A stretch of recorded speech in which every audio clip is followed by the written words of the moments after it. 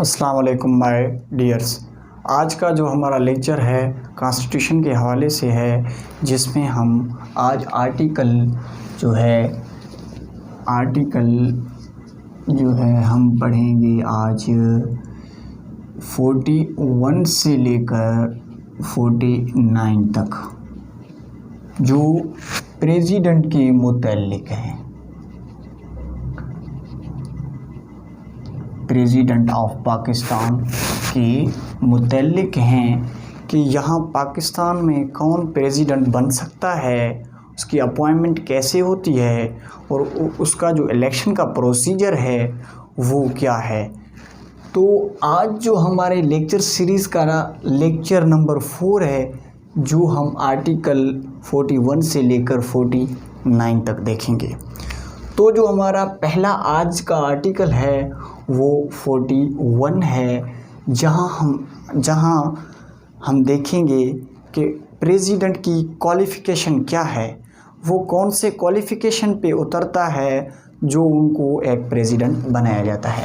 तो हम अगर उसकी क्वालिफ़िकेशन की तरफ जाएं तो अंडर आर्टिकल 41 हमें क्या कह रहा है, रिगार्डिंग एज क्या कह रहा है, रिगार्डिंग टेन्योर क्या कह रहा है, ये हम सारे बातें देखेंगे। तो जो 48 है ये कह रहा है there shall be a president of Pakistan and who shall be head of state. पहली बात तो हम समझ लें कि ये जो प्रेसिडेंट ऑफ पाकिस्तान है ये हेड ऑफ स्टेट है, हेड ऑफ स्टेट। एक होता है हेड ऑफ स्टेट और एक होता है हेड ऑफ गवर्नमेंट। जो हेड ऑफ गवर्नमेंट पाकिस्तान में है वो पीएम है, हेड ऑफ गवर्नमेंट। अगर हम हेड ऑफ गवर्नमेंट की बात करें तो वो हमारा है PM, prime minister of Pakistan, जो हेड ऑफ गवर्नमेंट है। ऐसी ही तरह जो हेड ऑफ स्टेट है वो हमारा प्रेसिडेंट है। तो ये पहले ही पैरा में ये कह रहा है कि president of Pakistan who shell be head of state and represent the unity of Republic. एक सदर पाकिस्तान होगा जो हेड ऑफ द स्टेट होगा और जमहूरिया के इत्तेहाद की नुमाइंदगी करेगा। इट मीन्स ये जमहूरिया के इत्तेहाद की नुमाइंदगी करेगा। उसके साथ साथ है कि a person shall not be qualified the election as president unless he is a Muslim of not less than 14 years. अगर हम एज की बात करें तो जो मिनिमम एज है 45 ईयर्स जो है एज है। प्रेसिडेंट के लिए जो रिक्वायर्ड एज है वो 45 ईयर्स एज है। उसके साथ है वो मुस्लिम भी हो, he must be Muslim. Non Muslim Pakistan में जो है प्रेसिडेंट नहीं बन सकता अकॉर्डिंग टू आर्टिकल 41। तो एज जो है वो 45 ईयर्स हो, वो मुस्लिम हो। उसके साथ साथ है कि जो as and qualified to be as member of national assembly. Qualified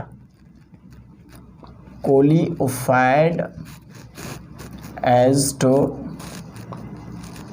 B member of national assembly. ये क्वालिफाइड हो as a member of national assembly. It means कि ये जो है 62 और 63 के मुताबिक एक क्वालिफिकेशन बताई गई है आर्टिकल 62 में कि कौन जो है मेंबर पार्लियामेंट का बन सकता है। पार्लियामेंट का जैसे कि national assembly is the part of parliament. Parliament में 3 जो हैं पिलर्स हैं। पार्लियामेंट है हमारा एक तो दोनों हाउसेस, दो हाउसेस, एक अपर हाउस और एक लोअर हाउस। जो नेशनल असेंबली है वो लोअर हाउस है, जो हमारा सेनेट है वो अपर हाउस है। उसके साथ एक प्रेसिडेंट। जब ये तीनों मिलते हैं तो इधर क्या बनता है, पार्लियामेंट। जो हमारे पाकिस्तान के पार्लियामेंट का कॉन्स्टिट्यूशनल नेम है वो मजलिस शूरा है। वो हम आर्टिकल 50 में आगे इन डिटेल देखेंगे।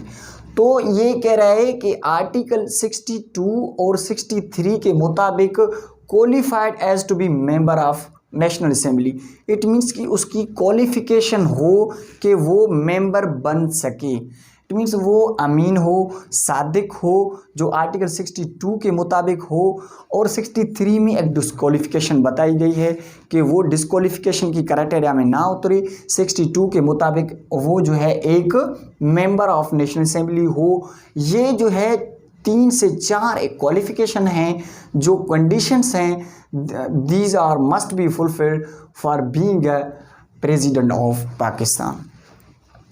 उसके साथ है कि the president shall be elected in accordance the provision of second schedule by the members of electoral college.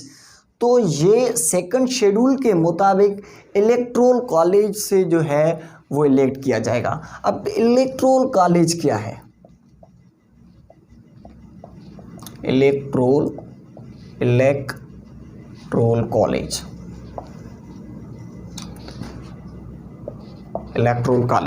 Electoral college में क्या क्या आ रहा है? Members of both houses, members of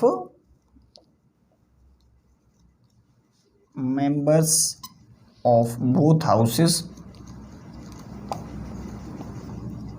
both houses कौन से हैं? एक एनए है नेशनल असेंबली और है सेनेट, इनके मेंबर। उसके साथ है members of provincial assembly. Provincial assemblies के मेंबर भी हो, जिनको हम एमपीए कहते हैं। तो ये मिल के एक इलेक्टोरल कॉलेज बनता है, जहाँ से हमारा प्रेसिडेंट इलेक्ट होके आता है अकॉर्डिंग टू आर्टिकल 41।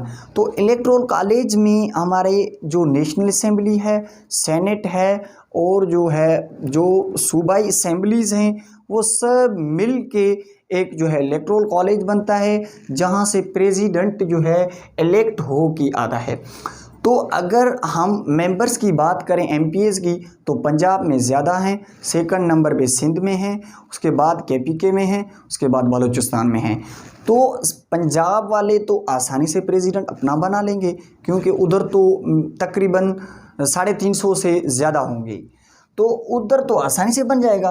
तो इन्होंने एक बात की है कि ये इसका जो क्राइटेरिया और रेशो देखा जाएगा, वो जो मिनिमम एमपीएस जिस सूबे में होंगे उस मुताबिक लिया जाएगा। जैसे कि बलूचिस्तान में मिनिमम जो एमपीएस हैं, सबसे ज़्यादा जो एमपीएस हैं, वो सबसे कम जो एमपीएस हैं वो बलूचिस्तान में हैं।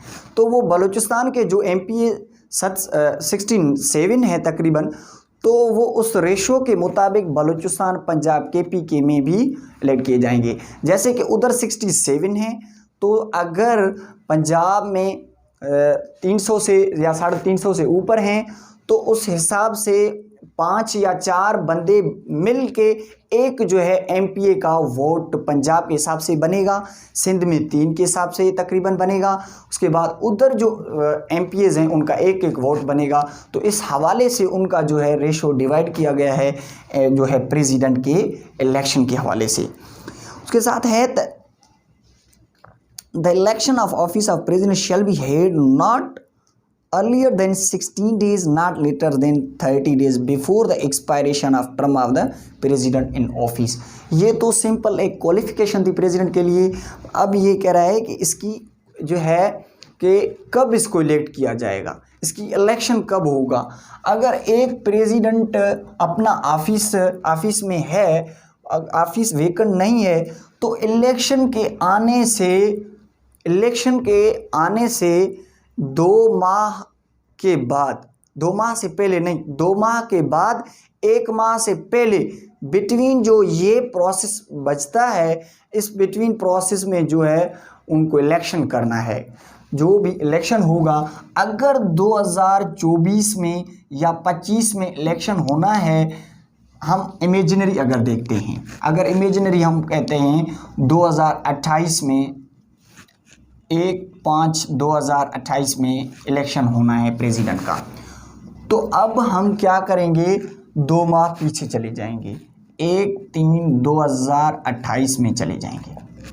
तो 2 माह से बाद और 1 माह से पहले हम इसको अगर इस तरह देखें तो 1/5/2028, 1/3/2028 ये जो पीरियड बचता है, इस पीरियड के दौरान जो है इनको इलेक्शन एनी हाउ करना है। तो ये इसका जो तरीक़ेकार है उसके साथ है कि provide that if the election cannot be held within the period aforesaid because the National Assembly is dissolved, it shall be held within the 30 days of the general election to the Assembly। कह रहा है कि अगर president का election with in the aforesaid period में ना हुआ, aforesaid period क्या होता है, जैसे कि हमें जो पिछले प्रोविजन में पिछले क्लास में बताया गया है कि इन बिटवीन ये जो टाइमिंग है इस हवाले से किया जाएगा। अगर इसमें नहीं हो रहा है, किस वजह से नहीं हो रहा है कि नेशनल असेंबली डिज़ाल्व किया हुआ है, तो अब नेशनल असेंबली अगर डिज़ाल्व किया हुआ है तो national assembly is also part of electoral college, electoral college का वो पार्ट है। अगर नेशनल असेंबली नहीं होगी तो प्रेसिडेंट को कैसे जो है इलेक्ट किया जाएगा। जब नेशनल असेंबली डिज़ाल्व किया गया है तो अब जब इलेक्शन होगा जनरल, नेशनल असेंबली के मेंबरान्स आने के बाद विद इन 1 मंथ में उनको जो है इलेक्शन करवाना है, विद इन 1 मंथ जो है को इलेक्शन करवाना है at any level according to constitution की आर्टिकल 41 के मुताबिक। An election to fill a vacancy in the office of president shall be held not later than 30 days from the occurrence of an office। अगर president का office जो है vacant है तो इन सूरत में हमें जो है विद इन 30 डेज में उनको जो है फिल करना है at any level. Provide that if the election cannot be held within a period aforesaid because the National Assembly is dissolved, it shall held within 30 days of the general election to the Assembly। The validity of election president shall not be called in questions before any court। President के election के हवाले से, ये इसकी validity के हवाले से किसी भी कोर्ट में इसको चैलेंज नहीं किया जा सकता। तो सिंपली जो हमारा आर्टिकल 41 उसका क्वालिफिकेशन बता रहा है कि एज 45 ईयर्स हो, ही मस्ट बी मुस्लिम हो, qualified as to be a member of national assembly हो, 62 और 63 के क्राइटेरिया को टच करता हो, और इलेक्टोरल कॉलेज जो हमारा ये कंसिस्ट है जो इनको है, जो प्रेसिडेंट को इलेक्ट करती रहती है। तो उसके अलावा जनाब है हमारा आर्टिकल 42 है हमारा oath of the president. President before entering his office he must take oath of president under article 42 के मुताबिक president before entering his office he must take oath before chief justice of Pakistan, chief justice of Pakistan CJP, chief justice of Pakistan.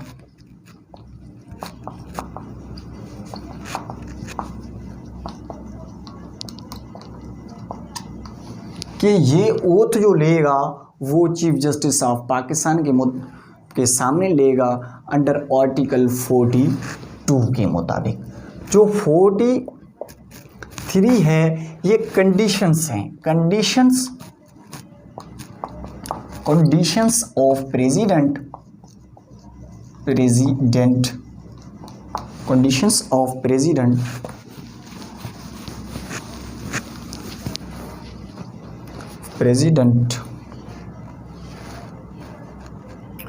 Conditions of president office.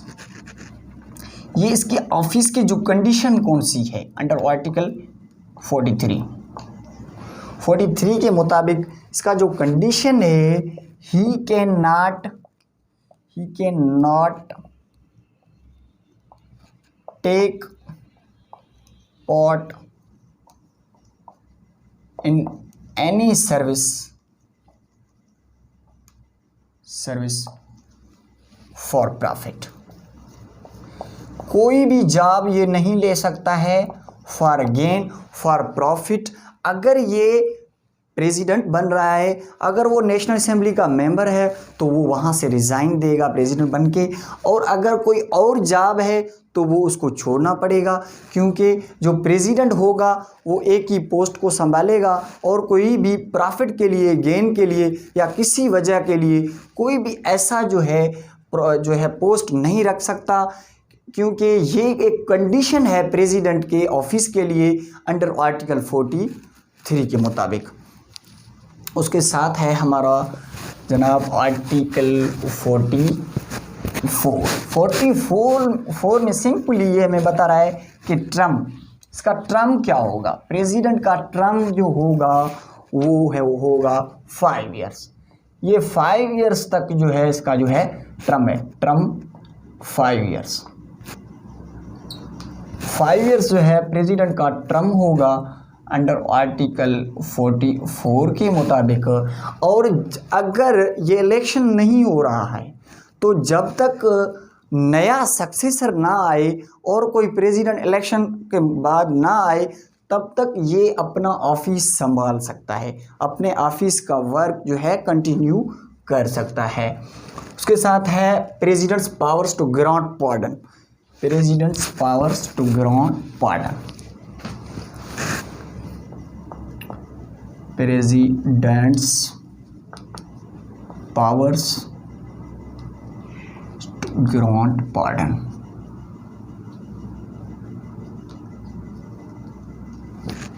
Pardon under article 45 के मुताबिक president के पास power है कि वो कोई भी ऑफेंडर को किसी कोर्ट या किसी अथॉरिटी से कोई ट्रायल के बाद कोई ऐसा आर्डर या जजमेंट पास किया हुआ है उसके खिलाफ, उसको कोई ऐसा ऑफेंस का जो है पनिशमेंट दिया गया है तो उस ऑफेंस को रिमिट कर सकता है, सस्पेंड कर सकता है, उसके साथ साथ ये कम्यूट कर सकता है, उसको एक ऑफेंस से दूसरे ऑफेंस में तब्दील कर सकता है। उसके साथ साथ है 45 के मुताबिक कि president shall have power to grant pardon, reprieve, respite, remit, suspend and commute any sentence passed by any court, tribunal और अथॉरिटी। सदर का अख्तियार माफ़ी देने का है।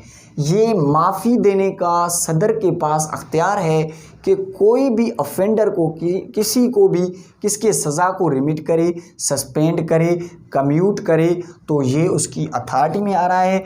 मगर article 55A of the PPC अगर आप देखेंगे तो वहाँ एक अमेंडमेंट की हुई है जहाँ उन्होंने ये बताया है जो प्राइवेट ऑफेंसेस हैं वहाँ with the consent of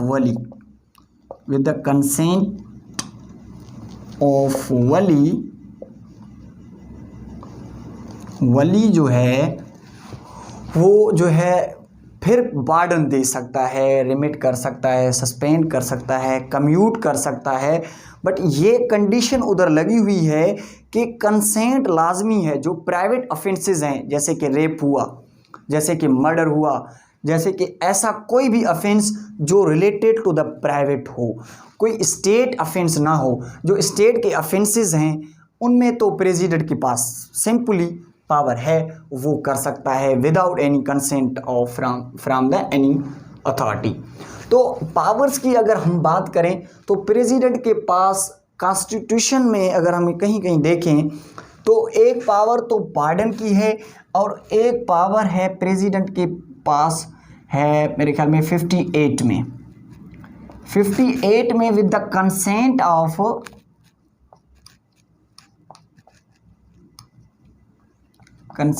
of PM साहब, प्राइम मिनिस्टर ही may dissolve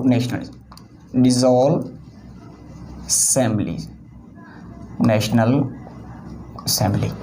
तो 58 के मुताबिक प्रेसिडेंट के पास ये अख्तियार है कि वो असेंबलीज़ को डिज़ाल्व करे, नेशनल असेंबलीज़ को डिज़ाल्व करे with the consent of national assembly, जो पीएम साहब है उसकी, पीएम मीन्स प्राइम मिनिस्टर। तो एक्चुअल पावर पीएम का हुआ है, मगर ये उसका आर्डर दे सकता है। तो उसके साथ 58(2) है।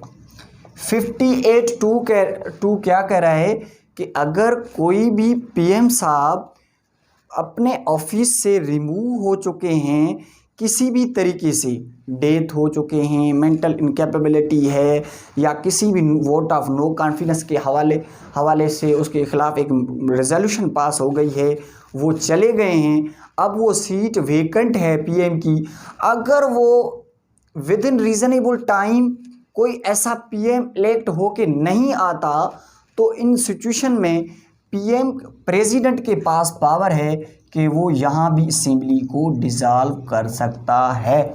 उसके साथ साथ है 232, यहाँ जो प्रेसिडेंट के पास पावर है proclamation of emergency, proclamation of emergency, emergency भी लगा सकता है प्रेसिडेंट साहब, ये अंडर आर्टिकल 232 के। और एक और पावर है 89 में, 89 में तो प्रोम्युलेट ऑर्डिनेंस, ये 120 डेज के लिए ऑर्डिनेंस जारी कर सकता है in the emergency situation when assembly is not in session. President has power to promulgate ordinance under article 89। तो ये कुछ पावर्स थे प्रेसिडेंट के जो हमें पता होना चाहिए, being a law student, being advocate, तो बेहतर होगा। सवाल से ये तो रिलेटेड प्रेसिडेंट के थे कुछ पावर्स, ये आगे जो भी प्रोविजन है रिलेटेड तो प्रेसिडेंट के ही साथ हैं, मगर कुछ जो ड्यूटीज़ हैं, जैसे कि एक ड्यूटीज़ है, duties of PM,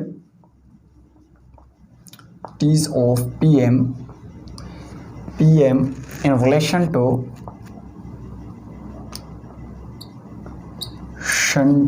the president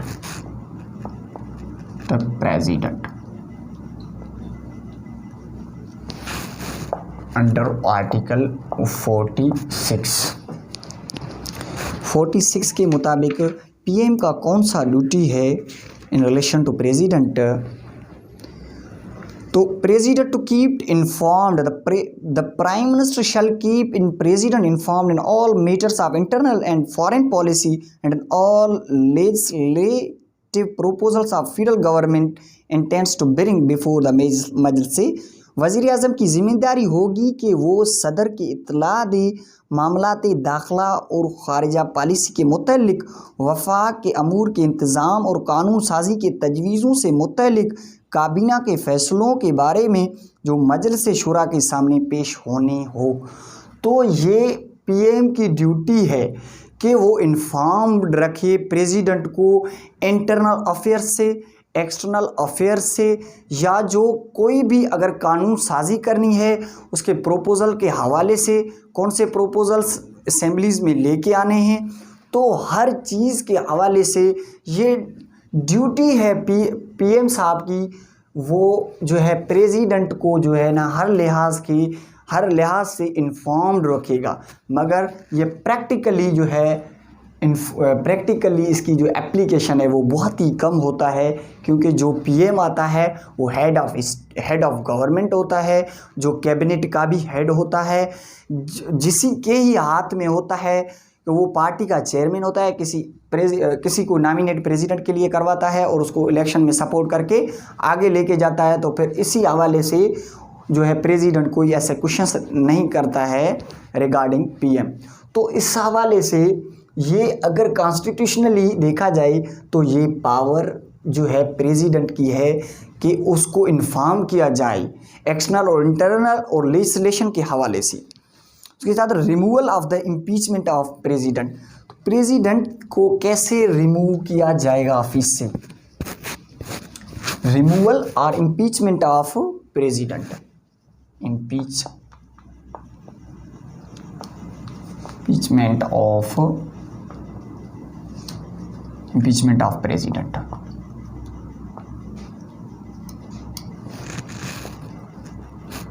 under article 47।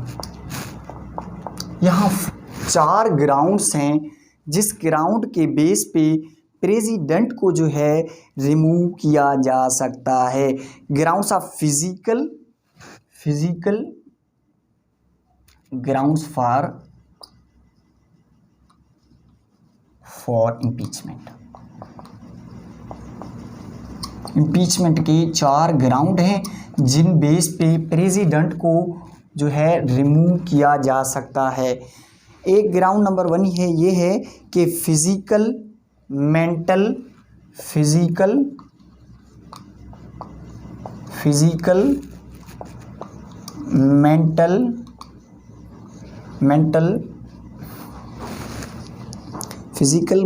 Incapacity.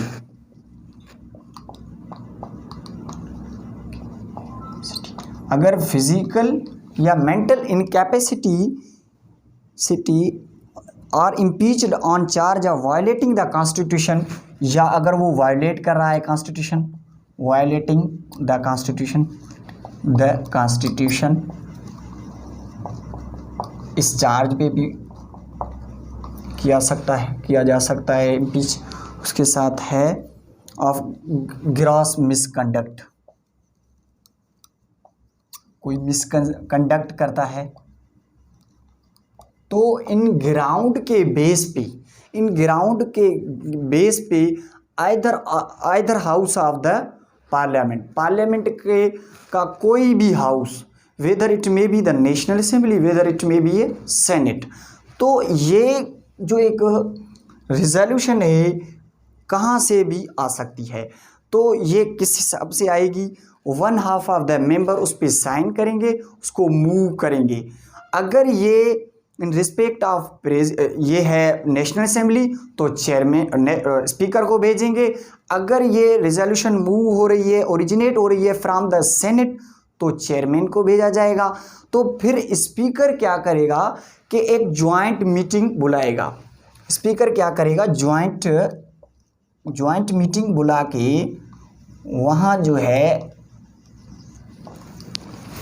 वहाँ क्या करेगा कि फिजिकल इनकैपेसिटी तो not less then 1/2 of the total membership of either house, तो ये total membership of either house हो। टोटल मेंबरशिप और प्रेजेंट वोटिंग में कुछ फ़र्क होता है। जैसे कि अगर प्रेजेंट वोटिंग की बात करें तो जितनी मेंबर वहाँ प्रेजेंट हो तो 1/2 उसका। टोटल मेंबरशिप की बात करें तो जो करंटली 104 सेनेट में, 342 जो है नेशनल असेंबली के हवाले से।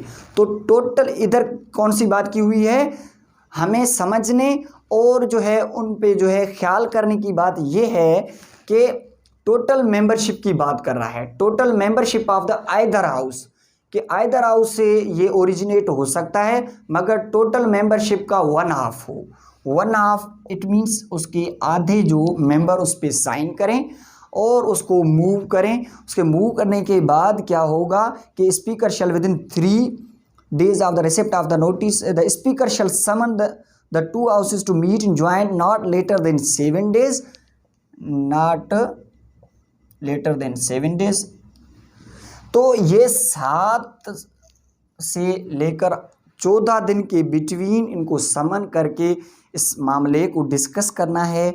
उस हवाले से अगर ये प्रूव हो जाता है कि उन्होंने ये मिसकंडक्ट किया है, अगर ये उसको लगता है तो फिर ये एक वोटिंग होगी। अगर उस वोटिंग में 2/3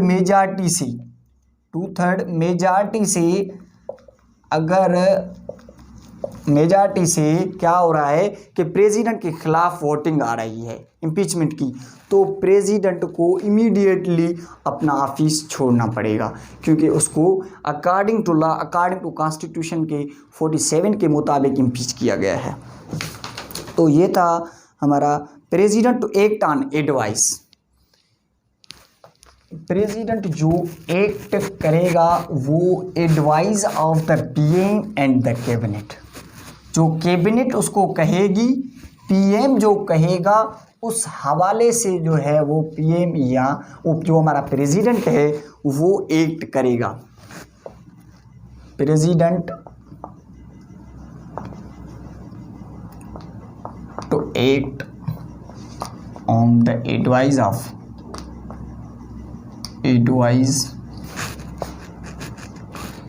ऑफ पीएम और कैबिनेट।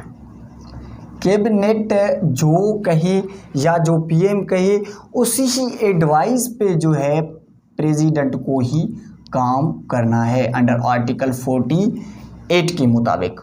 49 है वो सिंपली हमें बता रहा है कि अगर प्रेसिडेंट कहीं बाहर जा रहा है, कोई भी जो है उसमें ऐसी बात है जो अपने फंक्शंस परफॉर्म नहीं कर पा रहा किसी भी वजह से, तो उसकी जगह पे चेयरमैन या स्पीकर जो है अपने एज एक्टिंग प्रेसिडेंट फॉर जो है फंक्शंस परफॉर्म करेंगे।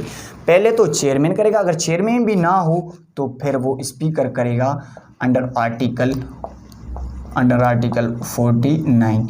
ये था हमारा आज का टॉपिक प्रेसिडेंट के हवाले से, जो जहां हमने कुछ क्वालिफ़िकेशन देखा है, उसका टर्म और टेन्योर देखा है, उसके साथ साथ ये हमारा आज का जो लेक्चर नंबर 4 यहाँ हो रहा है कंप्लीट। आज के लिए इतना ही काफ़ी। अल्लाह हाफिज़। Thank you.